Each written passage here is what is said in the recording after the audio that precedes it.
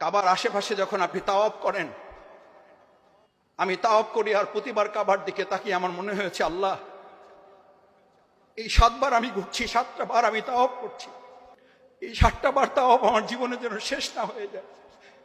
আমি যেন আপনার পিছনে ঘুরতে পারি, আমি যেন ফ্ল্যাটের পিছনে না ঘুরি, আমি যেন প্লটের পিছনে না ঘুরি, আমি যেন ব্যবসার পিছনে না ঘুরি, আমি যেন গাড়ির পিছনে না ঘুরি, আমি যেন বাড়ির পিছনে না ঘুরি, আমি যেন ব্যবসা, আমি যেন ডেজিগনেশন, স্ট্যাটাস, মর্যাদা, সম্মানের পিছনে না ঘুরি। আল্লাহ, আমি যেন শুধু আপনার পিছনে ঘুরতে পারি।